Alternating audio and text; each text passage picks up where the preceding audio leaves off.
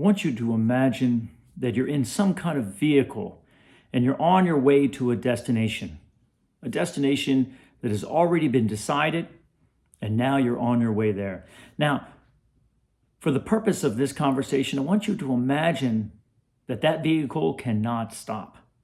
That once it's going until it gets to the destination. It's going to turn right, left, go up and down hills, whatever it's got to do, it's going to maneuver its way to that destination, and it cannot stop.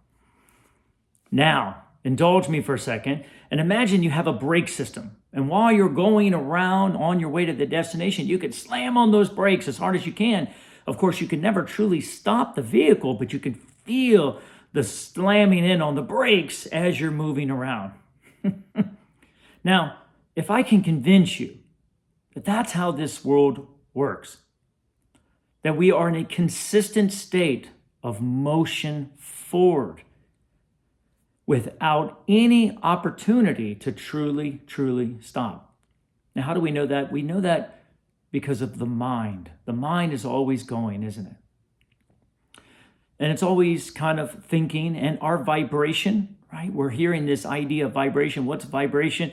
Vibration is our asking. As we live our life and move through our contrast, we tend to ask for what we want. We send out rockets of desire. This idea of desire is going out through our vibration.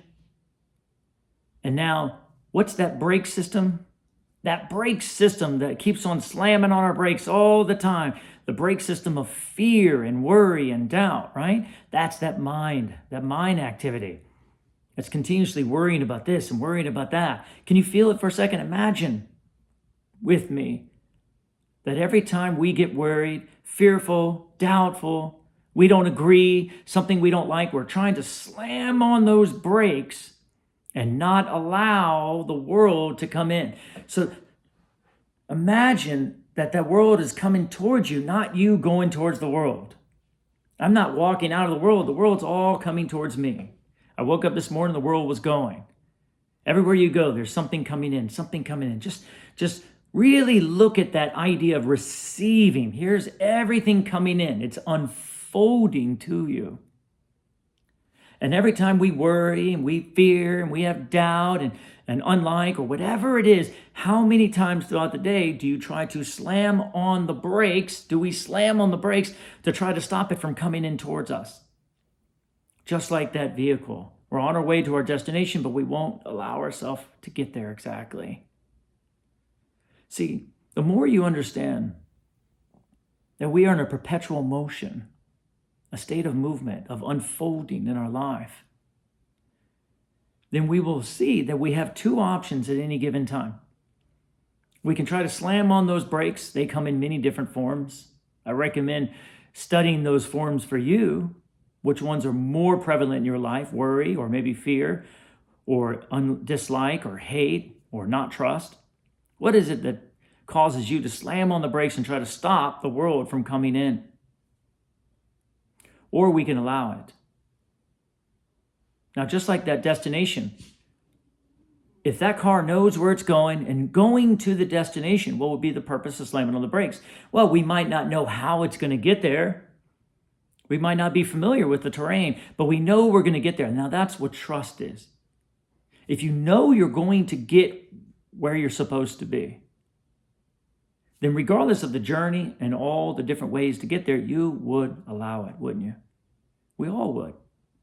So the more we understand there's a perpetual motion, that there's an unfolding in our life, the question is always going to come to, do you trust where you're going? Do you trust what's coming in? Do you trust the ultimate destination from where you're going to go or where you're moving to? What's causing us to slam on the brakes on a regular basis of something that cannot be truly stopped? Therefore, it just contracts us.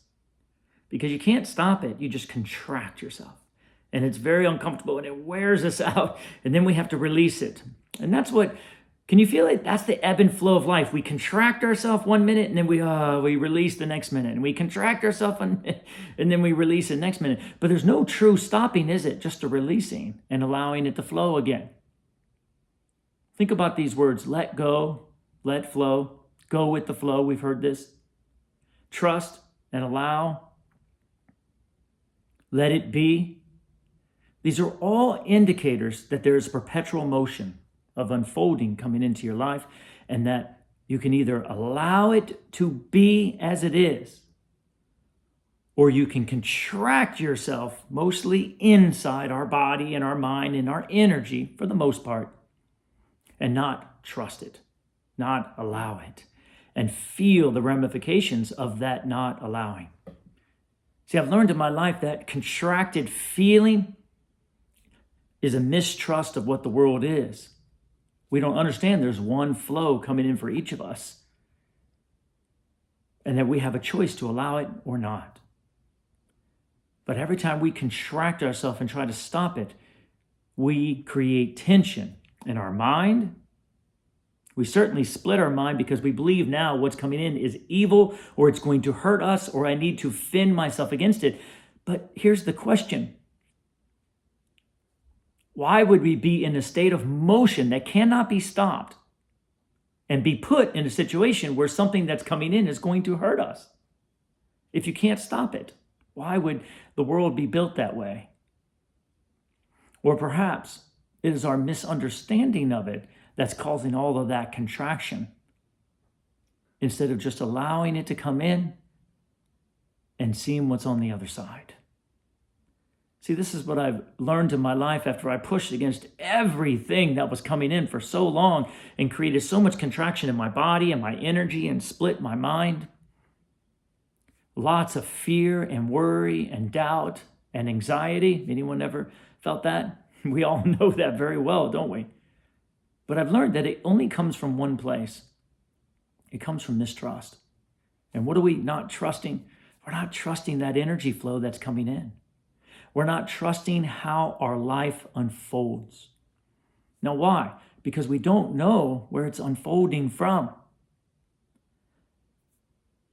But what if it was unfolding from a loving Father, or a loving presence, or your inner being, or your higher self? What if everything was being put together in the invisible realm in order to benefit you, in order to help you? So no matter what came in, it was there for your helpfulness, for your benefit. It was there to love you. It was there to grow you, to teach you. And what is it teaching us if it's not teaching us to trust it? To trust what we cannot see. To trust what we cannot see with our eyes. To trust that there is only that which is working for us and not against us. It's the insistence that we're letting go of. It's interesting. The opposite of trust is actually insistence. And what are we insisting? We're insisting that it might not be good for me. We're insisting that things are bad. We're insisting that this is going to hurt me. We're insisting that this journey, this destination, I'm stuck in this car and I don't want to go where I'm going. We're insisting that that higher perspective can't be trusted. That the unfolding of that energy cannot be trusted. But we cannot stop the ride, can we? We can't hit those brakes enough to be able to stop the car from going. It still goes, doesn't it? Life still moves. Life still flows. Situations, circumstances, people, all of it's coming in. Is it perhaps a better idea just to allow it? We don't have access to the other side. We don't. We don't know where this is unfolding from. That's what trust is. Trusting that it is unfolding for a purpose. That it's coming in for a reason. And that everything that comes into your life, whether it's in your body, in your experiences, in your relationships, is there for a purpose. And it is there for a good reason, not a bad. It is there to help move you on your journey, to move you more and more towards your destination. But most importantly, it's there to help you let go, help us let go of our insistence that things should be different, because that's what gets us stuck. Think about that. The more you insist that things should be different than it is, the more pain and suffering you're going to feel, because we're moving against a massive, massive, massive force. And no matter how much we hit those brakes, we're never going to stop it. But we are going to wear out those brakes, aren't we? We're going to wear ourselves out. Can you feel the brakes that you put on a regular basis to try to stop the flow of your life? I know I can. Or is it better just to relax and allow and trust the flow? And most importantly, breathe and say to yourself, this is going to be helpful for me. This is going to benefit me some way, somehow. Whatever it takes, I'm not going to hit these brakes. I'm going to put my arms up and I'm going to take the ride. I just trust, because it is wearing me out, hitting these brakes on a regular basis. I know from my perspective, when I started just trusting and allowing, I started receiving so much more in my life, so many great relationships and opportunities, and looking at people and learning new things about them I didn't even see before. Being able to enjoy the world itself as I changed this perspective of fear and attack and defense and breaks to a relaxing and allowing and receiving. These are our only two options, right? Can you see it? Either we hit the brakes in our life and try to stop it from flowing, or we allow it and we trust it and just take the ride and find out what's on the other side. Thank you very much for giving me this opportunity to share this with you. It brings me great joy and love, appreciation, and certainly gratitude to be able to do this with you together. Hit the like button if this video speaks to you. Subscribe, share with your brothers and sisters. And as always, my unconditional love and appreciation.